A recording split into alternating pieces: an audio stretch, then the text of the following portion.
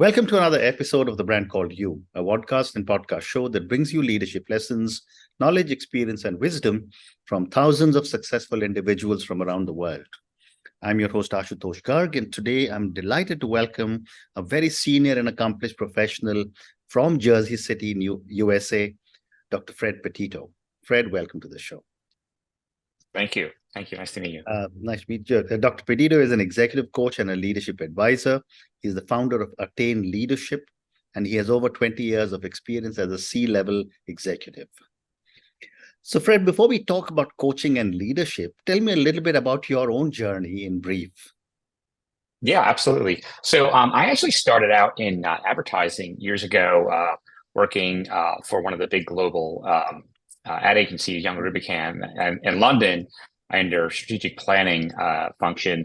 I did that for a few years, and then I went to law school. I figured I wanted to do something else and try something else, and I did. And I practiced for 3 years, and after 3 years, I said, I don't think I enjoy this as much as marketing. So I came back, and this was during the .com period. So I worked for one of the high flying digital strategy consultancies. And that was quite a ride, and went up the roller coaster and then down the roller coaster with that whole experience. And since then, really the early 2000s have been in big marketing services firms, actually big and startup, in a series of roles: chief strategy officer, chief experience officer. So mostly on the strategy planning side of that. And then I also have a doctorate in marketing. So I completed a doctorate in marketing last year. So marketing is my field of expertise, and leadership. Of course, I've built and led on multiple occasions teams, diverse teams that diverse in terms of talent and many other aspects, but not holistic teams where it was just planners. It would be user experience designers or media specialists, analytics folks, brand strategists. So having that diversity of experience has given me a lot of, I think, good experiences to coach people with. So after being so senior with so much experience in marketing, what made you become a coach? I like I said, I finished my doctorate recently, and I originally had started with the intent of going the business school track, and teaching at business school. I certainly love research. I love teaching. And after looking very closely at that, I felt it wasn't for me. Maybe didn't offer as much opportunity as I thought it would have. And it's an interesting question. So my partner is a therapist. She's a psychotherapist there in New York, and she works with a lot of executives, mostly executives in large tech, media, et cetera, companies. And we talk all the time, not about into specific people, but generally. And one of her conclusions often is that these folks don't really need therapy; they need coaching. So the more we talked about that, I was like, wow, that's really interesting. And the more I learned about, I got curious about coaching. This is maybe going back a while now, and did a little research into it, and it felt like something that really resonated with me, because I do like to help people. I do like to support people, and I think the coaching paradigm, if you will, is a very effective method to do that. Amazing. Thank you. Great response. So, Fred, let's talk about now executive coach and leadership. Let me start by asking you, what are some of the most common challenges leaders face today, and how do you help them overcome these challenges?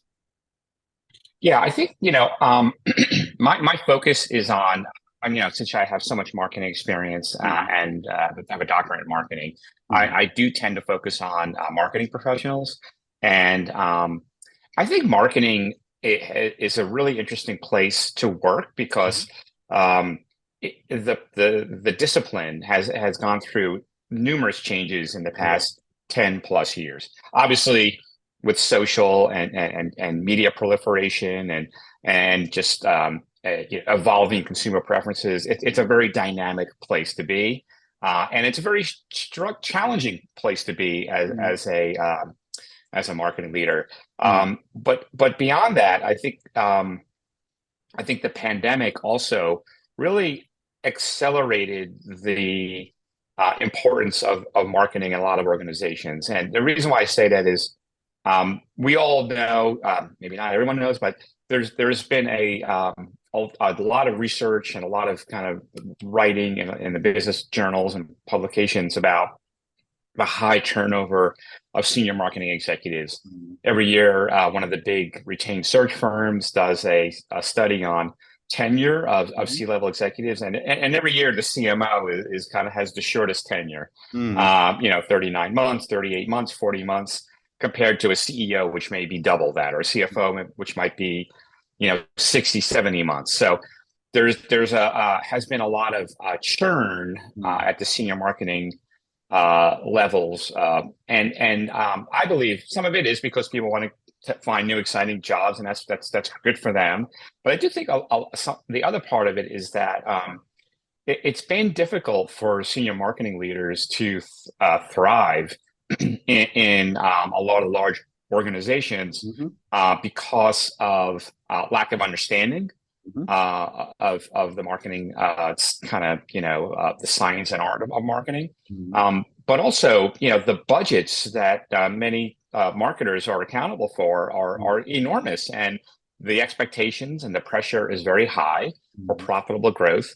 And I think I know it's very hard for marketers to many times justify or match, kind of match back or show that ROI.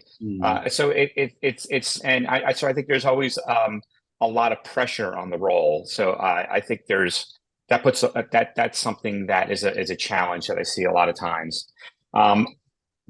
After the pandemic, I think it's a good time for marketing. It's been, I think, elevated. Its stature has been elevated in a lot of organizations. I think a lot of organizations have realized that it's beyond critical to have a more customer-centric, orientation. I don't think that's always been the case with a lot of companies, and that vaults the marketing leader to a higher stature. Number one, I think that a lot of organizations also have reorganized to become these connected companies that are organized around the customer. That really, I think, puts the marketer in a very important place in the organization. So tell me, this is fascinating data that you're giving me, that the life of a chief marketing officer may be 36 months or around that kind of thing, but there is a lot of attrition. What would you say is the reason? Is it that the senior marketing leaders are not reskilling themselves, given the complete change that's happening in marketing with digital and so many other new things? I do think a lot of marketers are skilled in a lot of, I do think there's a lot of excellent technical marketers, and I think that historically, marketing leaders have been, I think, forcibly or just as a nature of kind of what they do, focusing a lot more on executional things and maybe enterprise strategy topics. Number one. Number two, I was saying before, I kind of felt like in some instances, marketers were, even if you were CMO, you were not at the adult table, you're at the kiddie table. And I don't think that maybe a lot of times they were able to talk convincingly to a CFO or a COO to validate or explain why they need so much money to build brand equity, to build brand preference, to acquire and retain customers. So I think it's a little bit of a frame of reference issue that they maybe didn't look. They weren't talking so much about income statement and return on equity and share price their frame of reference may have been a little bit more narrow, and I think I think their purview is expanded post pandemic, and I think there's an opportunity to kind of step into that position as one of the real architects of the growth conversation in organizations. Well said. So let me come back now to some general questions on leadership. Talk to me a little bit about the role of empathy in leadership. Yeah, I mean, I think that it's interesting. I've been like you have worked for a couple of decades now, and I would say that I don't think when I was starting out as a professional there was a heck of a lot of empathy in the workplace. It's not something that I've had a lot of experience with, and going back. But I do think that that a lot of executives and a lot of organizations have now appreciate the importance of being empathic, right? Because at the end of the day, if you're a leader, your job is not to get things done. Your job is to inspire and empower others to get things done. I believe the more empathy you bring to that role as leader, the more people are going to feel engaged and understood, and are going to appreciate the fact that they feel supported, right? And I think a big thing that is an outcome of empathy is psychological safety. And when people feel safe, they do better work. They're less motivated by the fear, the flight impulse, and are able to think, feel, and act in a way that unlocks their potential. So I think empathy is, look, it's a cornerstone of emotional intelligence. No, I understand. And we all know the research is been around for decades now about how emotionally intelligent leaders and organizations are healthier places to work, and they do better. They perform better than non emotionally healthy organizations. Let me now move to a few questions on coaching, because you're an executive coach as well. Let me start by asking, given your own amazing background in the corporate world, how has your background supported your coaching philosophy, your style, and your values? Yeah, I mean, I think that I think the way I approach coaching is, I mean, I do coaching and advisory, right? So when we're talking about coaching, my experience, I think, gives me a broader context in which to direct or frame the coaching conversation. But I try not to be too directive, because that's not the intent of a coach. Right? The purpose of a coach is to help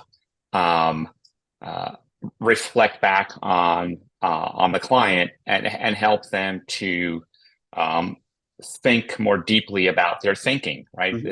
Or about their feelings, right? And what their behaviors are, if they're consistent with their thoughts and their feelings, right? So I think that I think just being able to take that philosophical approach, having all this experience, I think I'm able to bring a bit more, maybe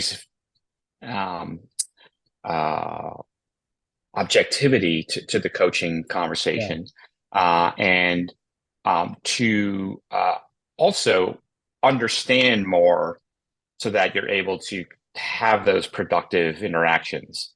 And so what I like to do when I'm working with a client is be a thinking partner, be a thought partner, right? So if somebody is struggling with something, or somebody is not comfortable with something, what I try to do is to kind of go back and help them unwind the thoughts they have about that, why they develop those thoughts, their feelings about it, and how and whether their behavior and actions are consistent with those thoughts and feelings. So it's not about guiding them down a path. It's about helping them guide themselves down the path. Well said. And Fred, all of us in our lives have always been influenced by different people as we go along. I'd love to get your thoughts on how have you been shaped by people in your life, and how are they influencing you as a coach and as an advisor today? Yeah, one of the I would think my father has been one of my most important influences in my life, and I think that I think one of the things he's very skilled at is not bringing judgment to a situation, bringing objectivity, and also even more than that is you talked about empathy before, that bringing empathy, but also bringing a kind of a 360 perspective, right? So being able to understand that we all have our biases and our preferences and how we see things, and trying to step out of that default mindset and feelings about things, and seeing things from multiple perspectives. Right. And I think that I don't. It's not always easy. It's not always that's not something that you have to really. You have to be kind of cognitively aware of your thoughts and also regulate your emotions to do that effectively. But as long as you're trying to do that and you're aware that that is something that needs to be accounted for in how you're engaging with people, I think that's half the battle. Interesting. So I have time for two more questions for you. My next question, Fred, is for the younger leaders. And I've often said that the millennials and the Gen Z leaders who have now come into positions of authority in organizations, they've really brought in a breath of fresh air into most organizations. And I'm sure they will sort out a lot of the challenges that people from my generation, which is the boomers generation, seem to have messed up. I'd love to get your perspective on what are some of the areas these young leaders need to be coached in. I do think I sometimes see that their communication style sometimes I feel sometimes it's too digitized, and everything is email or Slack chat and I think there's a time and a place for that type of communication. But I think something is lost in the translation many times. So I do think being more willing to pick up a phone or get on a Teams chat or meet somebody in person, I think is and appreciate the personal interaction and the importance of the personal interaction in developing trust and rapport, and because I a lot of teams I also do a lot of team coaching, and many times teams are geographically, of course, distributed, and many of these folks I've never met in person, but they've been working together now for 18, 24, 36 months. And certainly it's easy to develop I don't want to say superficial relationship with someone over Teams or Zoom, but I think there's a lot to be said for getting to know people on a deeper level. And I think this is obviously there's an ongoing debate about the merits or not of remote work or hybrid work versus in the office. And I do think there's a lot of merit around hybrid, but I think one of the things that leaders and teams and people need to be really conscious of is making sure that they are taking the time to form lasting relationships with people by meeting them in person and having dialogue and conversing, Sure. as opposed to just transactional, communications on, on Slack or whatever platform you're using. Well said. And my last question to you, Fred, and this is for the many, many people who will listen to our conversation. Based on your own amazing journey as a corporate leader and then as a leadership advisor and a coach, what would you say are 3 lessons you would want a lot of our viewers and listeners to take away? Well, I think that I think a simple one is, take ownership of things, even if they are not necessarily in your, if you're not specifically accountable for something, but you're a part of a team that's accountable for something, own it, take full ownership of it. Of course, in partnership with other members of the team. One of the issues that when we do team coaching, we see oftentimes is, I talked earlier about working with a lot of different, disciplines. In marketing, you have analytics, you have user experience, you have, you have media, you have search, you have social. There's a lot of teams that need to come together that make things happen, and the handoffs are not always easy, and many times you get this silo mentality. Well, it's not my job. I gave it to them, and now they have to do it, and I'm done with it. And so it's take ownership. Be help the team perform better by kind of owning the final outcome jointly with your partners. I think that's one big thing. You talk about empathy. I think cultivating empathy and learning more about emotional intelligence. I mean, there's so much research out there about emotional intelligence and how important it is. In many instances, much more determinative of success in business than IQ. Right? EQ is oftentimes like 2x the impact of performance than IQ. So you could master your job, you could be technically proficient, but if you don't have those relational skills and those conflict management skills and those self-regulatory skills, you're going to struggle in an organization. Correct. And so I would say that's an important a lesson. And then finally, find what you love. I think that sometimes people get caught up in roles or in organizations or even in a career path where eventually it's the tail wagging the dog, right? Geez, why am I doing this now for 5, 6, 7, 8 years? I don't really love it. Take the time to really think about what it is that inspires you and do that. I'm not saying money or stability isn't important, but I'm saying that also being inspired and motivated by your work is important as well. Well said. And on that note, Fred, and your 3 wonderful lessons: take ownership. Second, you said learn about emotional intelligence. And third, you said find what you love. Thank you so much for speaking to me about your journey. Thank you for speaking to me about so many different aspects of marketing leadership, about leadership, and about different aspects of coaching. Thank you again for speaking to me, and good luck. Thank you. Thank you for listening to the Brand Called You videocast and podcast, a platform that brings you knowledge, experience, and wisdom of hundreds of successful individuals from around the world. Do visit our website, www.tbcy.in, to watch and listen to the stories of many more individuals. You can also follow us on YouTube, Facebook, Instagram, and Twitter. Just search for the Brand Called You.